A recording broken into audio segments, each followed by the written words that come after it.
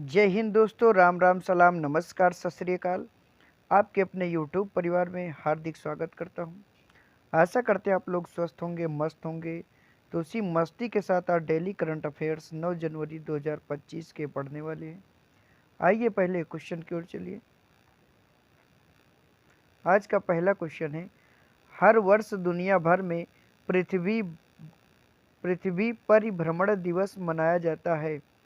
Every year earth rotation day is celebrated all over the world. तो हर वर्ष दुनिया भर में पृथ्वी परिभ्रमण दिवस कब मनाया जाता है? तो 8 जनवरी को, 8 जनवरी। आइए जान लेते हैं। यह दिन हमें पृथ्वी की घूर्णन गति और उसके पर्यावरणीय प्रभावों को समझने का अवसर प्रदान करता है। This day provides us an opportunity to understand the rotation speed of the earth and its environmental effects। आइए अगले क्वेश्चन की ओर चलते हैं। अगला क्वेश्चन है, प्रवासी भारतीय दिवस सम्मेलन बुधवार भुवनेश्वर में शुरू हुआ। Pravasi Bharatiya Divas conference begin in Bhubaneswar on Wednesday. तो प्रवासी भारतीय दिवस सम्मेलन बुधवार को भुवनेश्वर में शुरू हुआ। तो ये कौन सा प्रवासी भारतीय दिवस था? तो 18वां प्रवासी भारतीय दिवस, द 18th। तो 18वां प्रवासी भारतीय दिवस सम्मेलन जो है बुधवार को भुवनेश्वर में शुरू हुआ। आइए जान लेते हैं इसके बारे में। वहीं 75 देशों से लगभग 6000 भारतवंशी सम्मेलन के लिए स्वदेश आ रहे हैं। प्रधानमंत्री नरेंद्र मोदी 9 जनवरी को सम्मेलन में भाग लेंगे। वहीं राष्ट्रपति द्रौपदी मुर्मू शुक्रवार 10 जनवरी को समापन सत्र की अध्यक्षता करेंगी। At the same time about 6000 Indians from 75 countries are coming home for the conference. Prime minister Narendra Modi will attend the conference on January 9, whereas President Draupadi Murmu will preside over the concluding session on Friday, January 10। आइए अगले question की ओर चलते हैं।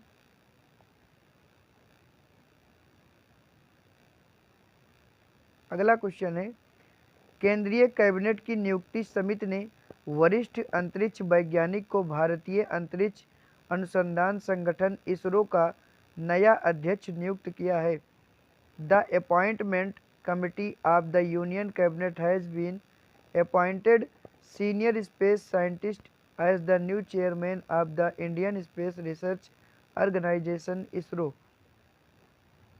तो केंद्रीय cabinet की नियुक्ति समिति ने वरिष्ठ अंतरिक्ष वैज्ञानिक को भारतीय अंतरिक्ष अनुसंधान संगठन इसरो का नया अध्यक्ष नियुक्त किया है। तो नया अध्यक्ष किसे नियुक्त किया है? तो बी नारायणन को, बी नारायणन। आइए जान लेते हैं।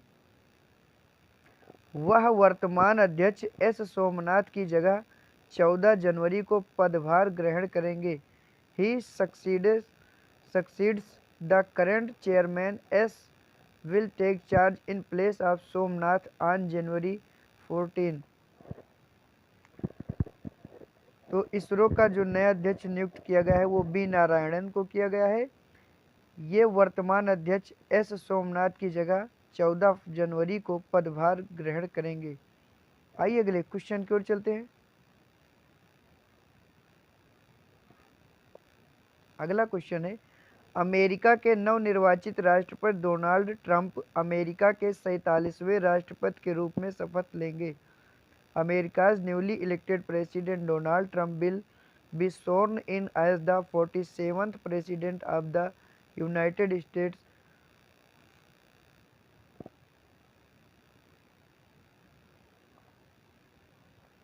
तो अमेरिका के नवनिर्वाचित राष्ट्रपति डोनाल्ड ट्रंप अमेरिका के 47वें राष्ट्रपति के रूप में शपथ लेंगे। तो कब लेंगे? 20 जनवरी को, ऑन द 20 ऑफ जनवरी। तो अमेरिका के जो नवनिर्वाचित राष्ट्रपति डोनाल्ड ट्रंप हैं, ये अमेरिका के 47वें राष्ट्रपति के रूप में 20 जनवरी को शपथ लेंगे।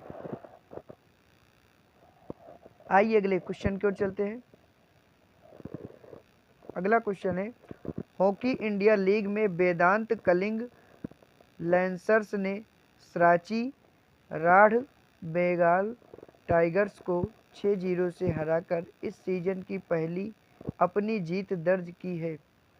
In the hockey Indian league, Vedanta Kalinga lancers have registered their first win of this season by defeating Sriracha Rad Bengal Tigers by 60 runs।